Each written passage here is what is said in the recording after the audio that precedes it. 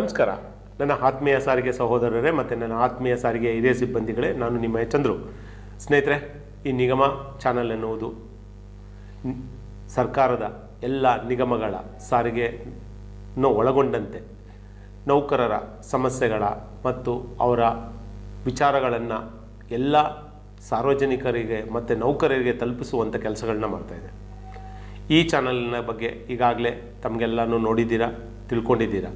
ಇನ್ನೂ ಹೆಚ್ಚಿನ ವಿಚಾರಗಳನ್ನ ತಿಳ್ಕೊಳ್ಳೋಕ್ಕೆ, ಇಲ್ಲಿ ಬರುವ ಉಪಯುಕ್ತ ವಿಚಾರಗಳನ್ನು ಇನ್ನೊಬ್ಬರಿಗೆ ತಿಳಿಸೋದಕ್ಕೆ ಈ ಚಾನಲನ್ನು ಎಲ್ಲರೂ ಸಬ್ಸ್ಕ್ರೈಬ್ ಮಾಡಬೇಕಂತ ಮತ್ತು ಇಲ್ಲಿ ಬರುವ ಎಲ್ಲ ಸಚಿವಗಳನ್ನು ನಮ್ಮ ನೌಕರರಿಗೆಲ್ಲ ತಲುಪುವಂತೆ ಶೇರ್ ಮಾಡಬೇಕಂತ ತಮ್ಮಲ್ಲಿ ಕೇಳ್ಕೊತೀನಿ. ಸರ್, ಈಗಿರೋ ಸಾರಿಗೆ ಸಚಿವರನ್ನ ದೇವ್ರ ತರ ಪೂಜೆ ಮಾಡ್ತಿದ್ದೀರಿ. ಹಿಂದೆ ಇದ್ದವ್ರಿಗೆ ಹಾಲಿನ ಅಭಿಷೇಕನೆ ಮಾಡಿದ್ರಲ್ಲ? ಖಂಡಿತ ಸರ್.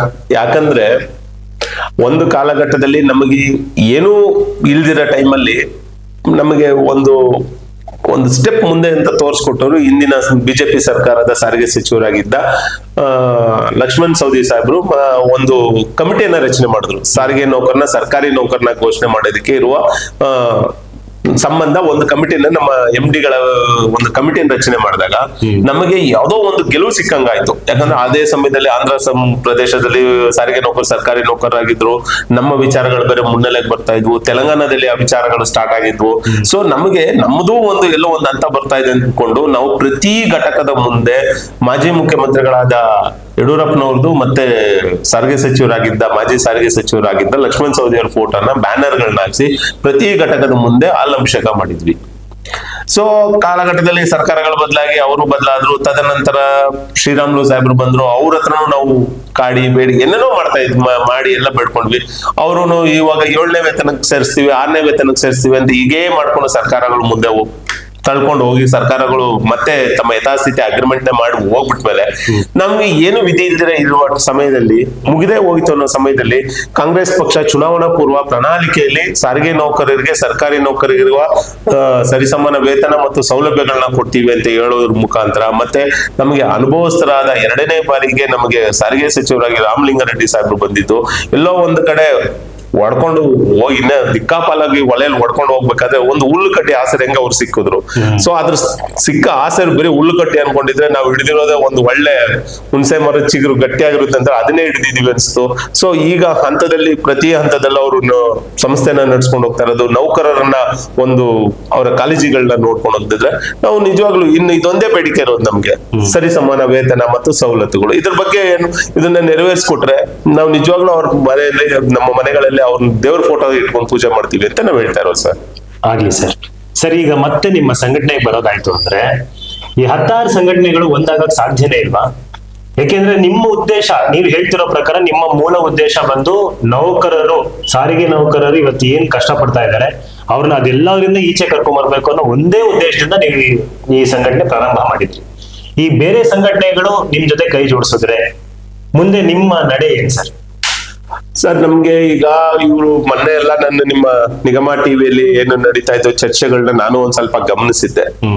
ಇವರು ಯಾವ ರೀತಿಯಲ್ಲಿ ಮಾತಾಡ್ತಾ ಇದ್ದಾರೆ ಅಂತ ನನಗೆ ಇನ್ನೂ ಅರ್ಥ ಆಗ್ತಾ ಇಲ್ಲ. ಅವ್ರ ಇತಿಹಾಸಗಳನ್ನ ಮೊದಲು ನೋಡ್ಕೊಂಡು ಹೋಗೋಣ ಅಂತ ನೋಡಿದ್ರೆ 89ರಲ್ಲಿ ಒಂದು ಅಗ್ರಿಮೆಂಟ್ ಆಗಿದೆ. ಅದು ಮಾನ್ಯ ಅನಂತ ಸುಬ್ರಾವ್ ಸಂಘಟನೆಯವರು ಅಂತ ನಾವು ಎಲ್ಲರಿಗೂ ಗೊತ್ತಿದೆ. ಆದ್ರೆ ಅದು ಅನಂತ ಸುಬ್ರಾವ್ ಅವರ ಸಂಘಟನೆ ಅಲ್ಲ, ಅದ್ರ ಹಿಂದೆ ಇದ್ದ ಅಧ್ಯಕ್ಷರು MS ಕೃಷ್ಣನ್ ಅಂತ, ಅವರು MLA ಆಗಿದ್ರು. ಆ ಕಾಲಘಟ್ಟದಲ್ಲಿ ಅವರು ಒಂದು ನೌಕರರಿಗೆ ಒಂದು ಒಳ್ಳೇದಂತಾಗುವಂತ ಒಂದು ಉತ್ತಮವಾದ ಒಂದು ವೇತನ ಪರಿಷ್ಕರಣ ಆ ಸಮಯದಲ್ಲಿ ಆಗಿತ್ತು 89ರಲ್ಲಿ. ಆವಾಗ ಮಾನ್ಯ ಅನಂತ ಸುಬ್ಬರಾವ್ ಸಾಹೇಬ್ರದ ಪಾತ್ರ ಏನೂ ಇರ್ಲಿಲ್ಲ ಅದ್ರಲ್ಲಿ.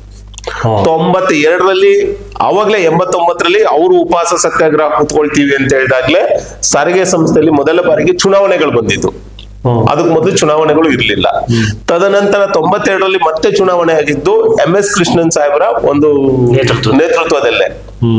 ತದನಂತರಗಳಲ್ಲಿ ಈ ಒಂದು ಏನು ಗೆದ್ದ ಸಂಘಟನೆಗಳು ನೌಕರರನ್ನ ನಡೆಸ್ಕೊಂಡ ರೀತಿ ಮತ್ತೆ ಅಧಿಕಾರಿಗಳು ಮತ್ತು ಸರ್ಕಾರದ ಮೇಲೆ ಇವರು ತಿರುಗಿ ಬಿದ್ದಂತ ರೀತಿಯಲ್ಲಿ ಸರ್ಕಾರಗಳು ಅವರು ನಮ್ಮ ಮಾನ್ಯ ವಿಜಯ್ ಕುಮಾರ್ ಸರ್ ಅವ್ರು ಹೇಳ್ತಾ ಇದ್ರು, ಅವಾಗೆಲ್ಲ ಮುಷ್ಕರ ಅಂದ್ರೆ ಏನ್ ಕಾರಣ ಅಂತಾನೆ ಗೊತ್ತಾಗ್ತಾ ಇರ್ಲಿಲ್ವಂತೆ. ಸ್ಟ್ರೈಕ್ ಅಂದ್ರೆ ಸ್ಟ್ರೈಕ್, ಸುಮ್ನೆ ಸ್ಟ್ರೈಕ್. ಅದನ್ನ ಯಾವ ಹಂತಕ್ಕೆ ಕೊಟ್ಟೈತೆ ಅಂದ್ರೆ ಸರ್ಕಾರಗಳು ಮತ್ತು ಸಾರ್ವಜನಿಕರು ಬೇಸತ್ತ ಹೋಗ್ಬಿಟ್ಟಿದ್ರು. ಒಂದೊಂದು ಕಾಲಘಟ್ಟದಲ್ಲಿ ಇವರು ಸ್ಟ್ರೈಕ್ ಮಾಡಿರೋ ಕಾರಣನೇ ಇರ್ತಿರ್ಲಿಲ್ಲ, ಯಾವ್ದೋ ಕ್ಷುಲ್ಲಕ ಕಾರಣಗಳಿಗೆ ಸ್ಟ್ರೈಕ್ ಅಂತ ಹೇಳ್ಬಿಡೋರು. ಅಲ್ಲಿ ಏನಪ್ಪಾ ನಿಮ್ಮ ಬೇಡಿಕೆ ಅಂತ ಹೇಳಿದ್ರೆ ಏನಕ್ಕೆ ಸ್ಟ್ರೈಕ್ ಮಾಡಿದ್ದೀರಿ ಅಂದ್ರೆ ಏನಾದ್ರು ಹೇಳ್ಬೇಕಲ್ಲ ಅಂತ ಹೇಳ್ಬಿಟ್ಟು ಯಾವ್ದೋ ಒಂದು ಟಾಪಿಕ್ ನ ಅಂದ್ರೆ ಹಿಂದಿನ ಇದರಲ್ಲಿ ನಾವು ಬೇಡಿಕೆ ಇಟ್ಟಿದ್ವಿ ಅದನ್ನ ಈಡೇರಿಸಲಿಲ್ಲ, ಅದಕ್ಕೆ ಈ ಸ್ಟ್ರೈಕ್ ಮಾಡ್ತಾ ಇದೀವಿ ಅನ್ನೋ ರೀತಿಯಲ್ಲಿ ಹೋಗ್ತಾ ಇತ್ತು. ಯಾವುದೇ ಇರ್ಲಿ, ಸರ್ಕಾರಗಳು ಮತ್ತೆ ಆಡಳಿತ ಮಂಡಳಿ ಜೊತೆಲಿ ಸಂಘಟನೆಗಳು ಸೌಹಾರ್ದ ರೀತಿಯಲ್ಲಿ ಕೂತ್ಕೊಂಡು ಮಾತುಕತೆ ಮಾಡೋದಕ್ಕೆ ಚುನಾವಣೆಗಳು ಸಂಘಟನೆಗಳು ಇರಬೇಕಾಗಿದ್ದು. ನೌಕರರನ್ನ ಪ್ರಚೋದನೆ ಮಾಡೋದಕ್ಕಾಗ್ಲಿ ಅಥವಾ ಸರ್ಕಾರಗಳ ವಿರುದ್ಧ ನಾವು ನಮ್ಮ ಶಕ್ತಿ ಪ್ರದರ್ಶನ ಮಾಡೋದಕ್ಕಲ್ಲ ಅನ್ನೋ ವಿಚಾರ ನಮ್ಮ ತಲೆಯಲ್ಲಿ ಇರೋದು. ಸರಿ, ಮಧ್ಯ ಒಂದು ಹೆಸರು ಹೇಳಿದ್ರಿ, ಕೃಷ್ಣನ್ ಅಂತ, ಅವ್ರ ಬಗ್ಗೆ ಸ್ವಲ್ಪ ತಿಳಿಸ್ಕೊಡಿ sir. Sir, MS Krishnan is real hero ಅಂತಾನೆ ಹೇಳ್ಬೇಕಾಗುತ್ತೆ. ಯಾಕಂದ್ರೆ ಅವರು ಕಾರ್ಮಿಕ ನಾಯಕರಾಗಿದ್ದವರು, ADC ನಿಜವಾಗ್ಲೂ ಈ ಒಂದು ಕಟ್ಟಿ ಬೆಳೆಸಿದಂತ ನಾಯಕರಂದ್ರೆ MS ಕೃಷ್ಣನ್. ಅವರು ಒಬ್ರು MLA ಆಗಿದ್ರು, ಮತ್ತೆ ನೌಕರರ ಕಾಳಜಿ ಉಳ್ಳವರಾಗಿದ್ರು, ಮತ್ತೆ MC ನರಸಿಂಹನ್ ಅಂತಿದ್ರು, ಅವರು ವಕೀಲರು, ಗೌರವಾಧ್ಯಕ್ಷರು. ಅವರ ನೆರಳಲ್ಲಿ ಮಾನ್ಯ ಅನಂತ ಸುಬ್ಬರಾಯ ಸಾಹೇಬ್ರು ಬೆಳೆದವರು. ಆ 89 ಮತ್ತೆ 92ರಲ್ಲಿ ಏನು ನಡೆದಂತ ಅಗ್ರಿಮೆಂಟ್ಗಳು ಅಗ್ರಿಮೆಂಟ್ಗಳೇನಿದೆ ಅದು ಕರೆಕ್ಟ್ ಆಗಿ ವೈಜ್ಞಾನಿಕವಾಗಿ ಅಂದ್ರೆ ಚಾರ್ಟರ್ಡ್ ಆಫ್ ಡಿಮಾಂಡ್ ಇದ್ ಮಾಡಿ MOS ನಡೆದು MOUಗಳಾಗಿತ್ತು, MOU ಮತ್ತು MOS ಗಳಾಗಿತ್ತು. ಆದ್ರೆ ಅವರು ಓದದ MS ಕೃಷ್ಣನ್ ಸಾಹೇಬ್ರ ನಿಧನದ ನಂತರ ಬೆಳೆದವರು ಅನಂತ ಸುಬ್ಬರಾಯ ಸಾಹೇಬ್ರು. ತದನಂತರ ಆದಂತ ಬೆಳವಣಿಗೆಗಳು ನೀವೇ ನೋಡ್ತಾ ಇದ್ದೀರಾ. ಇವ್ರು ಮಾಡಿದಂತ ಎಲ್ಲಾ ಅನಾಚಾರಗಳ ಕೆಲಸಗಳಿಂದಾನೇ ಸಂಸ್ಥೆಗಳಲ್ಲಿ ಚುನಾವಣೆಗಳು ನಡೆಯುತ್ತೀರಾ ಇರೋದಕ್ಕೆ ಕಾರಣ ಸರ್. ಸರ್, ಈಗ ಎಲ್ಲ ಸಂಘಟನೆಗಳು ಒಂದಾದ್ರೆ ಚುನಾವಣೆ ಪ್ರಶ್ನೆನೇ ಬರಲ್ಲ ಸರ್. ಸರ್, ಇಲ್ಲಿ ಎಲ್ಲಾ ಸಂಘಟನೆಗಳು ಅವರವರ ಉದ್ದೇಶಗಳ ಮೇಲೆ ಒಂದಾಗಕ್ಕೆ ಸಾಧ್ಯ ಆಗುತ್ತೆ. ಈಗ ನಾವು ಕೇಳ್ತಾ ಇರೋದು, ಈಗ ಸರಿ ಸಮಾನ ವೇತನ ಬೇಕು ಅಂತ ನಾವು ಹೌದು ಒಂದು ಕಾಲಘಟ್ಟದಲ್ಲಿ ಸರ್ಕಾರಿ ನೌಕರರಾಗ್ಬೇಕಂತ ಹೋದ್ವಿ. ಸರ್ಕಾರಿ ನೌಕರರಾಗ್ಬೇಕು ಅಂತ ಹೋದಾಗ ಇದೇ ಮಾನ್ಯತೆ ಪಡೆದ ಸಂಘಟನೆಯೇ ಸರ್ಕಾರಿ ನೌಕರರಾಗ್ಬಿಟ್ರೆ ನಮ್ಗೆ ಲಾಸ್ ಆಗುತ್ತೆ ಅಂತ ಹೇಳ್ಬಿಟ್ಟಿದೆ. ಇವರೇ ಒಂದು ಕಮಿಟಿ ತರ ಮಾಡ್ಕೊಂಡೋಗಿ ನಾವು ಇವರೆಲ್ಲ ಒಂದು IAS ಆಫೀಸರ್ಗಳ ತರ ಇವ್ರ ನೆನಪುಗಳು ಇವ್ರಿಗೆ, ಇವರು ಮತ್ತೆ ಇವರ ಸಂಘದ ಕಾರ್ಯಕರ್ತರು ಇವ್ರು ಹೋಗಿ ಆಂಧ್ರ ಪ್ರದೇಶದಲ್ಲಿ ನಾವು ಸ್ಟಡಿ ಮಾಡ್ಕೊಂಡ್ ಬಂದಿದೀವಿ, ಮತ್ತೆ ನಾವು ಬೇರೆ ಬೇರೆ ಕಡೆ ಎಲ್ಲ ಸ್ಟಡಿ ಮಾಡಿದೀವಿ ಅಂತ ಹೇಳ್ಬಿಟ್ಟು ಸರ್ಕಾರಕ್ಕೆ ಮತ್ತೆ ಆಡಳಿತ ಮಂಡಳಿಗೆ ರಿಪೋರ್ಟ್ ಸಬ್ಮಿಟ್ ಮಾಡಿದ್ದಾರೆ. ಅದಕ್ಕೆ ರಿಪೋರ್ಟ್ ಸಬ್ಮಿಟ್ ಮಾಡಿ ಸಾರಿಗೆ ನೌಕರ್ ಸರ್ಕಾರಿ ನೌಕರ ಆಗೋದು ಬೇಡ ಅಂತಾನೆ ಇವರೇ ಹೇಳಿದ್ದಾರೆ. ಇದಕ್ಕೆ ಸಂಬಂಧಪಟ್ಟಂಗೆ ದಾಖಲೆಗಳನ್ನ ಇವರೇ ಇದನ್ನ ಒದಗಿಸ್ಕೊಟ್ಟವ್ರೆ. ಇಲ್ಲೇ ಹೇಳಿದ್ದಾರೆ ನಾವು ಸರ್ಕಾರಿ ನೌಕರರಾಗಕ್ಕೆ ಇವ್ರದೇ ಒಂದು ಫೆಡರೇಷನ್ ನ ಒಂದು ಸಮ್ಮೇಳನದಲ್ಲಿ ಇವ್ರದೇ ಆದ ಒಂದು ಕಾಪಿಗಳಲ್ಲಿ ಒಂದು ಪುಸ್ತಕಗಳನ್ನ ಹೊರತರ್ತಾರೆ. ಆ ಪುಸ್ತಕದಲ್ಲಿ ಇವರೇ ಹೇಳ್ಕೊಂಡವ್ರೆ ನಾವೇ ಸರ್ಕಾರಕ್ಕೆ ಬೇಡ ಅಂತ ಮಾಡಿದ್ದು ಅಂತ ಹೇಳ್ತಾರೆ. ಸೊ ಇಂತ ಒಂದು ಮನಸ್ಥಿತಿ ಇರೋರು ಸರ್ಕಾರಿ ನೌಕರ ಆಗೋದ್ ಬೇಡ ಅಂತ ಹೇಳಿ ಕೊಟ್ಟವರು, ಸರಿಸಮಾನ ವೇತನ ಬೇಡ ಅಂತ ಹೇಳೋರು, ಇವ್ರ ಜೊತೆಲಿ ನಾವ್ ಯಾವ ರೀತಿಯಲ್ಲಿ ಒಂದಾಗಕ್ ಸಾಧ್ಯ, ನಾವ್ ಯಾವ ರೀತಿಯಲ್ಲಿ ಇವ್ರ ಜೊತೆ ಮುನ್ನಡೆಯಕ್ ಸಾಧ್ಯ ಆಗುತ್ತೆ? ಸೊ ನಾವು ಕೇಳ್ತಾ ಇರೋದು ಸಮಸ್ಯೆಗಳು 108 ಉದ್ಭವ ಆಗುತ್ತೆ ಸರ್. ಇದು ಸಾರಿಗೆ ಸಮಸ್ಯೆ, ದಿನಕ್ಕೊಂದು ಸಮಸ್ಯೆ ಉದ್ಭವ ಆಗುತ್ತೆ. ಮೊದಲು ಒಂದು ಸಮಸ್ಯೆ ಮುಗಿತಾ ಇದ್ರೆ ಇನ್ನೊಂದು ಸಮಸ್ಯೆಗಳು ಮತ್ತೆ ಮುಗಿದ್ರೆ ಮತ್ತೆ ಇನ್ನೊಂದು ಸಮಸ್ಯೆಗೆ ಹೋಗ್ಬೋದು. ನೀವು ಇರೋ ಸಮಸ್ಯೆನೇ ಜೀವಂತವಾಗಿ ಇಟ್ಕೊಂಡು ಮತ್ತೆ ಇನ್ನೊಂದು ಸಮಸ್ಯೆಗಳು ಸೃಷ್ಟಿ ಆದಾಗ ಎಲ್ಲಿ ಹೋಗ್ತೀರಾ? ಹೆಂಗ್ ಅದನ್ನ ನಿವಾರಣೆ ಮಾಡ್ಕೋತೀರಾ? ಇದನ್ನ ಬೆಟ್ಟ ಮಾಡ್ಕೋಬೇಕು ನಾವು ಅಷ್ಟೇ. ಇವತ್ತು ನೋಡಿ ಸರ್, ನಾವು ಈಗ ಸರಿಸಮಾನ ವೇತನದ ಜೊತೆಗೆ ನಾವು ಕಳೆದ ಬಾರಿ ಮುಷ್ಕರ ಮಾಡಿದಾಗ 2020ರಲ್ಲಿ ಒಂದು ಮುಷ್ಕರ ಆದಾಗ ಸರ್ಕಾರ ನಮ್ ಜೊತೆ ಮಾತುಕತೆಗೆ ಬಂತು. ಇವರನ್ನ ನೌಕರರು ವಿರೋಧಿಸಕ್ ಕಾರಣ ಏನಂದ್ರೆ 2020ರಲ್ಲಿ ಸಾರಿಗೆ ನೌಕರು ಸರ್ಕಾರಿ ನೌಕರರಾಗ್ಬೇಕಂತ 4 ದಿನ ಮುಷ್ಕರ ಮಾಡ್ಬೇಕಾದ್ರೆ ಇತರ ಸಂಘಟನೆಗಳು ಸುಮ್ಮನೆ ಇದ್ರು, ಅವರ ಕಾರ್ಯಕರ್ತರೆಲ್ಲ ಬಂದೆಲ್ಲ ಇದು ಮಾಡ್ಕೊಂಡಿದ್ರು. ಇವರು ಅನಂತ ಸುಬ್ಬರಾವ್ ಸಾಹೇಬರು ನೇರವಾಗಿ ಇವ್ರು ಏನೋದು ಸಾರಿಗೆ ನೌಕರು ಸರ್ಕಾರಿ ನೌಕರರಾಗಕ್ಕೆ ನಮ್ಮ ಸಹಮತ ಇಲ್ಲ ಅಂತ ಕೊಟ್ಟಿದ್ದ ಕಾರಣ ಮನೆಯಲ್ಲಿರುವ ಹೆಣ್ಣು ಮಕ್ಕಳು ಸಹ ಬೀದಿಗಿಳಿದು ಇವರ ಒಂದು ವಿರುದ್ಧವಾಗಿ ಪ್ರತಿಭಟನೆ ಮಾಡಿದ್ರು. ಸೊ ನೀವು ಸರ್ಕಾರಿ ನೌಕರರಾಗೋದ್ರಿಂದ ಸರಿಸಮಾನ ವೇತನ ಪಡೆಯೋದ್ರಿಂದ ಆಗುವ ನಷ್ಟಗಳೇನು ಅಂತ ಇವ್ರು ಇದುವರೆಗೂ ಹೇಳ್ತಾ ಇಲ್ಲ. ನಷ್ಟಗಳ ಏನ್ ಸಮಸ್ಯೆ ಇದೆ ಹೇಳಿ? ID ಆಕ್ಟ್ ಅಂತ ಹೇಳ್ತಾರೆ. ID ಆಕ್ಟ್ 72 ನಿಗಮ ಮಂಡಳಿಗಳಲ್ಲಿ ಯಾವ್ದಾದ್ರೂ ಎಲ್ಲಾ ಸಂಸ್ಥೆಗಳು ನಿಗಮ ಮಂಡಳಿಗಳು ಒಂದು ಫ್ಯಾಕ್ಟರಿ ಆಕ್ಟ್ ಅಲ್ಲಿ ಬರ್ತವೆ, ಇಲ್ಲ MTW ಆಕ್ಟ್ ಅಲ್ಲಿ ಬರ್ತವೆ, ಇಲ್ಲ ಸ್ಟಾಪ್ ಅಂಡ್ ಎಸ್ಟಾಬ್ಲಿಷ್ಮೆಂಟ್ ಆಕ್ಟ್ ಅಲ್ಲಿ ಬರ್ತವೆ, ಇಲ್ಲ ಅಂದ್ರೆ ಇನ್ನೊಂದು ಫ್ಯಾಕ್ಟರಿ ಆಕ್ಟ್ ಅಲ್ಲಿ ಎಲ್ಲ ಬರ್ತಾನೆ ಇರ್ತಾರೆ. ಯಾಕೆ ನೀವು ಅವೆಲ್ಲಾನು ಸರಿಸಮಾನ ವೇತನ ಪಡಿತಾ ಇರ್ಬೇಕಾದ್ರೆ ನಮ್ಮ ಸಾರಿಗೆ ಸಂಸ್ಥೆಗಳು ಮಾತ್ರ ಯಾವ ಕಾನೂನು ಅಡ್ಡಿ ಬರುತ್ತೆ? ಇದನ್ನೇ ಯಾರು ಕ್ಲಾರಿಟಿ ಕೊಡಲ್ಲ. ಸೊ ಆ ನಿಟ್ಟಿನಲ್ಲಿ ಇವ್ರ ವಿಚಾರದಲ್ಲಿ ನನಗೀಗ ಮುಖ್ಯವಾಗಿ ಸಾರಿಗೆ ನೌಕರು ಪ್ರಸ್ತುತ ಬೆಲೆ ಏರಿಕೆಗಳ ಅನುಗುಣವಾಗಿ ವೈಜ್ಞಾನಿಕ ಮಾದರಿಯಲ್ಲಿ ಸಂಬಳ ಪಡೆಯೋದು ನಮ್ಮ ಉದ್ದೇಶ ಆಗಿರೋದ್ರಿಂದ ನಾವು ನಮ್ಮ ಒಕ್ಕೂಟವನ್ನ ಮಾಡಿಕೊಂಡು ನಾವೀಗ ವೇತನಕ್ಕೋಸ್ಕರ ನಾವು ಸರ್ಕಾರದ ಮುಂದೆ ಹೋಗ್ತಾ ಇದೀವಿ. ಸರ್, ಈಗ ನಿಮ್ಮಲ್ಲಿ 6-7 ಸಂಘಟನೆಗಳು ಇರೋದ್ರಿಂದ ಸರ್ಕಾರ ಯಾವ ಸಂಘಟನೆಗೆ ಮಾನ್ಯತೆ ಕೊಡ್ತಾ ಇದೆ? ಸರ್, ಇಲ್ಲಿ ಮಾನ್ಯತೆ ಅಂತ ಅಧಿಕೃತವಾಗಿ ಯಾವುದೇ ಸಂಘಟನೆಗಿಲ್ಲ ಸರ್. ಯಾಕಂದ್ರೆ 92ರ ನಂತರ ಏನು ಚುನಾವಣೆ ನಡಿಬೇಕಾಗಿತ್ತು, ನಂತರ 96ರಲ್ಲಿ ನಡಿಬೇಕಾಯ್ತು, ತದನಂತರ ಚುನಾವಣೆ ನಡೆದಿಲ್ಲ.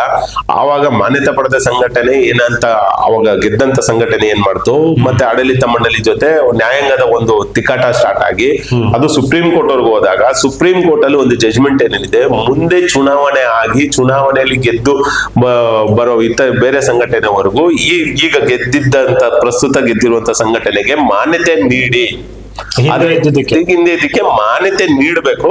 ಬಟ್ ಅಲ್ಟಿಮೇಟ್ ಡಿಸಿಷನ್ ಡಿಪಾರ್ಟ್ಮೆಂಟ್ ಅಂತ ಹೇಳ್ಬಿಟ್ಬಿಟ್ಟಿದೆ. ತದನಂತರವೂ ಸಹ ನೋಟಿಫಿಕೇಶನ್ ನ ಹೊರಡಿಸಿದ್ದಾರೆ ಸಂಸ್ಥೆಯವರು. ಆದ್ರೆ ಅಲ್ಲೇ ಏನ್ ಹೇಳ್ತಾರೆ, ಫಸ್ಟ್ ಆಕ್ಟ್ 91 ಆಕ್ಟ್ ಪ್ರಕಾರ ಏನ್ ಹೇಳ್ತಾ ಇತ್ತು, ಬಹುಮತ ಪಡೆದಂತ ಸಂಘಟನೆಗೆ ಇವ್ರು ಮಾನ್ಯತೆನ ಕೊಡ್ಬೇಕು ಅಂತಿತ್ತು. ತದನಂತರ 91ರ ಆಕ್ಟ್ ಅಲ್ಲಿ ಏನ್ ಹೇಳ್ತಾ ಇದೆ, 91ರ ಆಕ್ಟ್ ಅಲ್ಲಿ ಬಂದು ಬಹುಮತ ಪಡೆದ ಸಂಘಟನೆಗೆ ಮಾನ್ಯತೆಯನ್ನ ಕೊಡ್ಬೇಕು ಅಂತ ಒಂದು ವಿಚಾರ ಇದ್ರೆ, 95ರ ಒಂದು ಆಕ್ಟ್ ಅಲ್ಲಿ ಏನ್ ಹೇಳ್ತಾ ಇದೆ, 33% ಯಾರ್ಯಾರು ತಗೊಳ್ತಾರೋ ಅವ್ರಿಗೆಲ್ಲಾನು ಮಾನ್ಯತೆ ಕೊಡ್ಬೇಕು ಅಂತ ಒಂದು ಆಕ್ಟ್ ಒಂದು ಬಂತು. 33% ಅಂದ್ರೆ ಒಂದು ಸಂಘಟನೆ ಒಂದು ಡಿಪೋದಲ್ಲಿ ಒಂದು 100 ಜನ ಇದ್ರೆ 33% ಯಾರು 33 ಜನ ಯಾರು ವೋಟ್ ಮಾಡ್ತಾರೋ ಅವ್ರಿಗೆಲ್ಲ ಮಾನ್ಯತೆ ಕೊಡ್ಬೇಕು ಅನ್ನೋದು ಬಂತು. ನನಗೆ ಒಂದು ಇಸ್ವಿಯಲ್ಲಿ ಒಂದ್ ಸ್ವಲ್ಪ ಕನ್ಫ್ಯೂಷನ್ ಇದೆ, ಬಟ್ ಈ ವಿಚಾರ ಅಂತೂ ಕರೆಕ್ಟ್ ಆಗಿದೆ. ಬಟ್ 96ರಲ್ಲಿ ಎಲೆಕ್ಷನ್ ನಡಿಬೇಕಿತ್ತಲ್ಲ, ಯಾಕೆ ನಡೀಲಿಲ್ಲ? ಕಾರಣ ಯಾಕೆ ನಡೆದಿಲ್ಲ ಅಂತ ಹೇಳಿದ್ರೆ, ಈಗ ಆವಾಗ ಚುನಾವಣೆಯಲ್ಲಿ ಗೆದ್ದಂತ ಏನ್ ATC ಸಂಘಟನೆಯವರ ಅರಾಜಕತೆ ಮತ್ತು ಅವರ ಧೋರಣೆ ಏನಿತ್ತಲ್ಲ, ಆ ಧೋರಣೆಗಳಿಂದ ಈ ಚುನಾವಣೆಗಳು ನಡೀದಿರ ಇರೋದಕ್ಕೆ ಕಾರಣ ಆಯ್ತು. ಕಾರಣ ಏನಂದ್ರೆ, ಇವರು ಅಧಿಕಾರಿಗಳನ್ನ ನಡ್ಸ್ಕೊಳ್ತಾ ಇದ್ದ ನೀತಿ, ಅಧಿಕಾರಿಗಳ ಜೊತೆ ನಡೆದುಕೊಳ್ತಾ ಅಂತ ಒಂದು ದುರ್ನಡತೆ ಅಂತಾನೆ ಹೇಳ್ಬೇಕು. ಗೋಕುಲ್ ರಾಮ್ ಅಂತ ಒಬ್ರು MD ಸಾಹೇಬ್ರು ಇದ್ರು, ಅವರನ್ನ ಗಾಂಡೂರಾಮ್ ಅಂತ ಕರೀತಾ ಇದ್ರು. MD ಚೇಂಬರ್ನ ಕಾಲಲ್ಲಿ ಒತ್ಕೊಂಡು ಹೋಗ್ತಾ ಇದ್ರು. CWS ಅಲ್ಲಿ ಒಂದು ಇನ್ಸಿಡೆಂಟ್ ನಡೆದಿದೆ ಅಂತ ಅಲ್ಲಿರೋ ನಮ್ಮ ನೌಕರರೆಲ್ಲ ಮಾತಾಡ್ತಾ ಇರ್ತಾರೆ. ಒಬ್ರು ಚಾರ್ಜ್ ಮ್ಯಾನು ಸಂಘಟನೆ ನಾಯಕರನ್ನ ಯಾಕಪ್ಪ ಲೇಟ್ ಆಗಿ ಬಂದಿದೆ ಅಂತ ಕೇಳಿದ್ದಕ್ಕೆ ಅವರನ್ನ ಒಡೆದು ಬಡ್ದು ಕೊನೆಗೆ ಯಾವ ಹಂತಕ್ಕೆ ಹೊಡೆದಿದ್ರು ಅಂದ್ರೆ, ಅವ್ರ ತಲೆ ಮೇಲೆ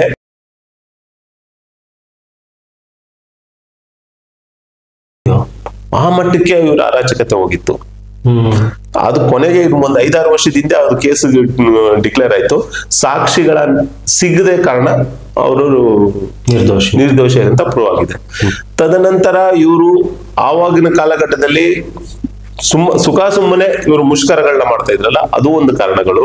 ಜೊತೆಗೆ ಸರ್ಕಾರದ ಏನು PGR ಸಿಂಧೆ ಅಂತ ಹೇಳ್ತಾ ಇದಾರಲ್ಲ, ಇವರು ಸಾರಿಗೆ ಸಚಿವರಾಗಿದ್ದ ಮಾಜಿ ಸಾರಿಗೆ ಸಚಿವರಾಗಿದ್ದ ಸಿಂಧೆ ಅವರು ಡಿಪಾರ್ಟ್ಮೆಂಟ್ ನ ಹೊಡೆದ್ಬಿಟ್ರು, ಹಂಗ್ ಮಾಡಿದ್ರು ಹಿಂಗ್ ಮಾಡಿದ್ರು ಅಂತ ಮಾನ್ಯ ಅನಂತ ಸುಬ್ರಾಯ ಸಾಹೇಬ್ರೆಲ್ಲ ಹೇಳಿದ್ರಲ್ಲ, ಅದಕ್ಕೆ ಕಾರಣಕರ್ತರೆ ಇವ್ರೆ.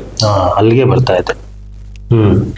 ಇವರು ಅವರನ್ನ ಏಕವಚನದಲ್ಲಿ ಅವ್ಯಾಚ್ಯ ಪದಗಳಲ್ಲಿ ಬಳಸಿ ಅವ್ರ ಮನೆ ಹೆಣ್ಣು ಮಕ್ಕಳನ್ನು ಸಹ ಬೀದಿಗೆ ಎಳೆದು ನಿಲ್ಲಿಸಿ ಅಂತ ಅವಾಚ್ಯ ಶಬ್ದಗಳನ್ನ ನಿಂದಿಸುವ ಕಾರಣದಿಂದ ಒಂದು ಕಾಲಘಟ್ಟದಲ್ಲಿ ನನಗೆ ಅಲ್ಲಿದ್ದಂತ ಹಿರಿಯ ಅಧಿಕಾರಿಗಳೆಲ್ಲ ಹೇಳಿದ ರೀತಿಯಲ್ಲಿ ಮಾಜಿ ಸಾರಿಗೆ ಸಚಿವ ಸಿಂಧೆ ಸಾಹೇಬ್ರು ಕಣ್ಣಲ್ಲಿ ನೀರ್ ಹಾಕಿದ್ರಂತೆ. ಆವತ್ತು ಅವ್ರ ಕಣ್ಣಲ್ಲಿ ನೀರ್ ಹಾಕಿದ್ದು ನಾವು ನೌಕರ ಈಗ ರಕ್ತ ಸುರಿಸ್ತಾ ಇದ್ದೀವಿ. ಅದಕ್ಕೋಸ್ಕರ ನಾವು ಅದಕ್ಕೆ ಕಾರಣದಿಂದಲೇ ಇವ್ರೇನ್ ಮಾಡಿದ್ರೆ, ಹಿಂಗ್ ಬಿಟ್ರೆ ಸಂಸ್ಥೆ ಇದು ಸರಿ ಹೋಗಲ್ಲ ಅನ್ನೋದಕ್ಕೆ ಕಾರಣದಿಂದಲೇ ಆವತ್ತು ಸಂಸ್ಥೆನ 4 ನಿಗಮಗಳಾಗಿ ಒಡೆದಿದ್ದು, ಮತ್ತೆ ಈ ಚುನಾವಣೆಗಳನ್ನ ನಡೆಯಕ್ಕೆ ಬಿಡ್ಲಿಲ್ಲ. ಜೊತೆಗೆ ಇವರು ಸಂಘಟನೆಗಳನ್ನ ತುಳಿಯಕ್ ಪ್ರಾರಂಭ ಮಾಡಿದ್ದೆ ಕಾರಣಕರ್ತರೆ AITCಯ ಅನಂತ್ ಸುಬ್ರಾಯ ಸಾಹೇಬ್ರು. AITC ಒಂದು ಸಂಘಟನೆಯ ಕಾರಣ. ಅಂದ್ರೆ ಸಾರಿಗೆ ಮಂತ್ರಿಗಳು ಕೂಡ ಕಣ್ಣಲ್ಲಿ ನೀರು ಹಾಕಿದ್ದಾರೆ. ಖಂಡಿತ ಸರ್.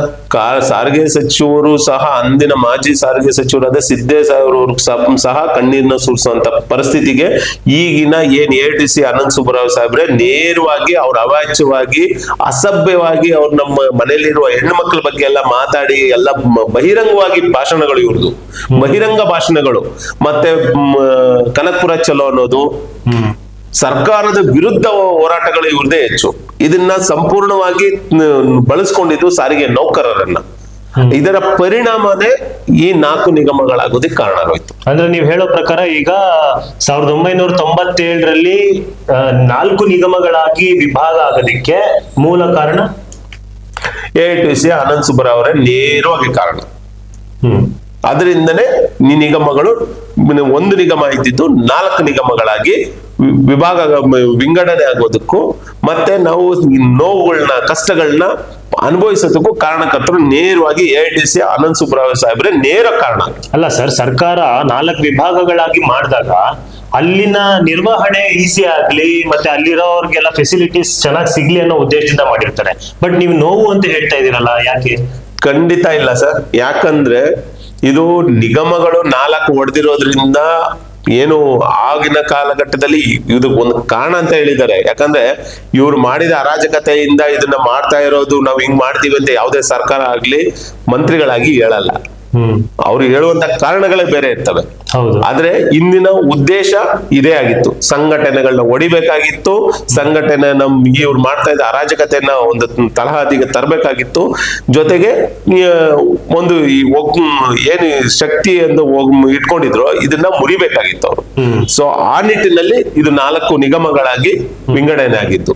ಇದಾದ ನಂತರ ನಾವು ಅನುಭವಿಸಿದಂತ ಕಷ್ಟ ನಷ್ಟಗಳು ಅಷ್ಟಿಷ್ಟಲ್ಲ. ಇದಕ್ಕೂ ಮೊದಲು ನಮಗೆ ಒಂದೇ ನಿಗಮ ಇದ್ದಾಗ ನಾವು ಯಾವುದೇ KSRTC ಅಲ್ಲಿ ಅವಾಗ ಎಲ್ಲಾನು KSRTC ಅಂತ ಇದ್ರು. ಇಲ್ಲಿ ಚಾಮರಾಜನಗರದಲ್ಲಿ ಅಪಾಯಿಂಟ್ ಆಗೋನು ಸಹ ಬೀದರ್ಗೂ ಸಹ ಟ್ರಾನ್ಸ್ಫರ್ ತಗೋಬಹುದಾಗಿತ್ತು. ಯಾವುದೇ ಒಂದು ಅಡೆತಡೆ ಇರ್ಲಿಲ್ಲ. ಹೆಂಗ್ ಟ್ರಾನ್ಸ್ಫರ್ ತಗೋಬಹುದಾಗಿತ್ತು, ಆ ಕಡೆ ಈ ಕಡೆ ಹೋಗ್ಬೋದಾಗಿತ್ತು, ಎಲ್ಲ ಇದಿತ್ತು. ಮತ್ತೆ ಸಂಬಳವೂ ಸಹ ಒಂದೇ ಬಾರಿಗೆ ಸಂಬಳ ಆಗ್ತಾ ಇತ್ತು. BTS ಅನ್ನೋದು ಸಪರೇಟ್ ಇದ್ರೇನು, ಆದ್ರೆ ಅದು ಸಹ KSRTC ಅಲ್ಲಿ ಒಂದು ಅಂಗಸಂಸ್ಥೆ ಇಲ್ಲ, ಸಂಸ್ಥೆಯಾಗೆ ಇತ್ತು. ಬಟ್ BTS ಅನ್ನೋದು ಮಾತ್ರ ಸಪರೇಟ್ ಆಗಿ ಒಂದು ಹೆಸರು ಇತ್ತು ಅಷ್ಟೇ. ಬಟ್ NW, NE, KSRTC ಅನ್ನೋ ಒಂದು ನಿಗಮಗಳು ಇರ್ಲಿಲ್ಲ. ಇದು ನಿಗಮಗಳಾಗಿ 4 ನಿಗಮಗಳಾಗಿ ಅಧಿಕೃತವಾಗಿ ಹೊಡೆದಿತ್ತು 97ರ ನಂತರ. ಸೊ ಈ ರೀತಿಯಲ್ಲಿ ಟ್ರಾನ್ಸ್ಫರ್ ಇದಾಗೋಯ್ತು. ಸಂಬಳಗಳು ಒಂದೇ ಸಲ ಆಗ್ತಾ ಇದ್ದಿದ್ದು, ಆಮೇಲೆ ಸಂಬಳಗಳು ವೇರಿಯೇಷನ್ ಆಗೋಕ್ ಸ್ಟಾರ್ಟ್ ಆಗೋಯ್ತು. ನಂತರ ನಾವು ಇಲ್ಲಿ KSRTC ಅಲ್ಲಿರೋ ರೂಲ್ಸ್ಗಳು NW ಅಲ್ಲಿ ಇರ್ತಾ ಇರ್ಲಿಲ್ಲ, NW ಅಲ್ಲಿ ಇರೋ ರೂಲ್ಸ್ಗಳು NE ಅಲ್ಲಿ ಇರ್ತಾ ಇರ್ಲಿಲ್ಲ. ಈಗ ಸರ್ಕಾರ ಮತ್ತೆ ನಿಗಮ ಮಂಡಳಿಯ ನೌಕರರಿಗೆ ತಾರತಮ್ಯ ಇದೆ ಅಂತ ನೀವು ಹೇಳಿದ್ರಿ. ಅದಕ್ಕೋಸ್ಕರ ಇವತ್ತಿಗೂ ಹೋರಾಟ ಮಾಡ್ತಿದ್ದೀರಿ. ಈ 4 ವಿಭಾಗ ಆಯ್ತಲ್ಲ, ಅಂದ್ರೆ 4 ನಿಗಮಗಳಾದ್ರಲ್ಲ, ಆಗ ಕೂಡ ತಾರತಮ್ಯ ಇತ್ತ ಇಲ್ಲ ಇದನ್ನೇ ಪರಿಷ್ಕರಣೆ ಮಾಡೋ ಸಮಯದಲ್ಲಿ ಕೂಡ ಎಲ್ಲಾರ್ಗೂ ಈಕ್ವಲ್ ಆಗಿ ಕನ್ಸಿಡರ್ ಮಾಡ್ತಾ ಇದ್ರ? ಸರಿ, ಆಕ್ಚುಲಿ ಫಸ್ಟ್ KSRTC ಅಂತ ಒಂದೇ ನಿಗಮ ಇದ್ದಾಗ ಇಲ್ಲಿ ಲಾಸ್ ಪ್ರಾಫಿಟ್ ಅನ್ನೋದು ನಿಗಮವಾರು ಇರ್ಲಿಲ್ಲ. ಯಾವಾಗ ಈ 4 ನಿಗಮಗಳಾಗಿ ವಿಂಗಡಣೆ ಆಯ್ತು, ಆವಾಗ ಏನ್ ಮಾಡ್ತು, KSRTC ಅಲ್ಲಿ ನಾವು ಲಾಭದಲ್ಲಿದ್ದೀವಿ, ನಾವು ಇಷ್ಟು ಪರ್ಸೆಂಟೇಜ್ ಕೊಡಕ್ ನಾವು ಸಕ್ತರಿದ್ದೀವಿ ಅಂದಾಗ BMTC ಇಲ್ಲ, ನಾವು ನಮ್ಗೆ ಲಾಸ್ ಅಲ್ಲಿ ಇದೆ, ನಾವು ಅಷ್ಟು ಕೊಡಕ್ ಆಗಲ್ಲ. NW ಅವರು ಇಲ್ಲ ನಮ್ಮ ಹತ್ರ ದುಡ್ಡೇ ಇಲ್ಲ, ನಾವು ಇಷ್ಟು ಕೊಡಕ್ ಆಗಲ್ಲ, ನಮ್ ಕೈಲೂ ಆಗಲ್ಲ ಅನ್ನೋದು. NE ಅವರು ಇಲ್ಲ, ನಾವು ಒಂದ್ ಸ್ವಲ್ಪ ಸಶಕ್ತರಾಗಿದ್ದೀವಿ, ನಾವು 371J ಅಲ್ಲಿ ನಮ್ಮ ಹತ್ರ ದುಡ್ಡಿದೆ, ನಾವು ಕೊಡ್ತೀವಿ ಅಂತ ಹೇಳೋದು. ಈ ರೀತಿಯಲ್ಲಿ ಇವರಲ್ಲೇ ಒಂದು ಅಗ್ಗಜಗ್ಗಾಟಗಳು ಸ್ಟಾರ್ಟ್ ಆಗುತ್ತೆ, ಆಂತರಿಕ ತಾರತಮ್ಯಗಳು ಸ್ಟಾರ್ಟ್ ಆಗುತ್ತೆ. ಸೊ ಇದೆಲ್ಲ ಕಾರಣಗಳಿಂದ ಅದ್ರ ಕೊನೆಗೂ ಒಂದು ಫಿಕ್ಸ್ ಆಗೋದು, ಎಲ್ಲಾ 4 ನಿಗಮಗಳಿಗೆ ಒಂದೇ ಸಂಬಳನೇ, ಒಂದೇ ಪರಿಷ್ಕರಣೆ ಆಗೋದು. ಬಟ್ ಇದು ಲಾಸು ಪ್ರಾಫಿಟ್ ಅನ್ನೋ ಲೆಕ್ಕಾಚಾರಗಳು 4 ನಿಗಮಗಳಲ್ಲಿ ಬೇರೆ ಬೇರೆ ಆಗಿರುತ್ತೆ. ಈ ಸಮಸ್ಯೆಗಳೆಲ್ಲ ಇಲ್ಲಿ ಶುರುವಾಗಕ್ ಸ್ಟಾರ್ಟ್ ಆಯ್ತು. ಈಗ ಆನಂದ್ ಸುಬ್ಬರಾವ್ ಸಾಹೇಬ್ ಹೇಳ್ತಾ ಇದ್ದಾರೆ, ಇಲ್ಲ ನಾವು 4 ನಿಗಮಗಳು ಅವತ್ತು ಬೇಡ ಅಂದಿದ್ವಿ, ಇವತ್ತು ನಾವು 4 ನಿಗಮಗಳನ್ನ ಒಂದೇ ನಿಗಮ ಮಾಡಿ ಅಂತ ಹೇಳ್ತಾ ಇದ್ದಾರೆ. ಅದು ಸರಿಯಾದ ವಿಚಾರ. ನಾವು ಅದ್ರ ಬಗ್ಗೆ ನಾವು ನಮ್ಮ ಮನವಿ ಪತ್ರದಲ್ಲಿ ಕೊಡ್ತಾ ಇದೀವಿ. ಯಾಕಂದ್ರೆ ಆ ಕಾಲಘಟ್ಟದಲ್ಲಿ ನೀವು ಯಾವ ಉದ್ದೇಶದಲ್ಲಿ ಮಾಡಿದ್ರು ಅದು ಬೇರೆ ವಿಚಾರ. ಆದ್ರೆ ಈಗಿನ ಒಂದು ಕಾಲಘಟ್ಟದಲ್ಲಿ ಎಂತ ದೊಡ್ಡ ಮಲ್ಟಿನ್ಯಾಷನಲ್ ಕಂಪನಿಗಳು ಎಲ್ಲ ಫಾರಿನ್ ಅಲ್ಲಿ ಕೂತ್ಕೊಂಡು ಮೇಂಟೈನ್ ಮಾಡ್ಬೇಕಾದ್ರೆ ಈ ನಮ್ಮ ಕರ್ನಾಟಕದಲ್ಲಿ ಇರೋ ಒಂದು ಸಾರಿಗೆ ಸಂಸ್ಥೆನ 4 ನಿಗಮಗಳಾಗಿ ಇಟ್ಕೊಂಡು 4 MDಗಳು, 4 ಉನ್ನತ ಅಧಿಕಾರಿಗಳು, ನಂತರ ಇತರ HODs ಇವೆಲ್ಲನೂ ಒಂಥರ ಮತ್ತೆ ನಿರ್ವಹಣೆ ಮಾಡೋದು, ಇದೆಲ್ಲ ಒಂದು ಖರ್ಚು ವೆಚ್ಚಗಳು ಜಾಸ್ತಿ ಆಗೋದ್ರಿಂದ ಒಂದೇ ನಿಗಮ ಮಂಡಳಿ ಮಾಡಿ ಅಂತ ನಾವು ಕೇಳ್ತಾ ಇದ್ದೀವಿ. ಒಂದೇ ನಿಗಮ ಮಾಡಿ. ಸೊ ಅದರಿಂದ ಖರ್ಚು ವೆಚ್ಚಗಳು ಕಡಿಮೆ ಆಗುತ್ತೆ. ಒಂದೇ ಪ್ಲಾಟ್ಫಾರ್ಮ್ ಅಲ್ಲಿ ಎಲ್ಲರೂ ಬರ್ಲಿ ಅನ್ನೋದು ನಮ್ಮನ್ನು ಬೇಡಿಕೆನೂ ಒತ್ತಾಯ ಇದೆ ಸರ್.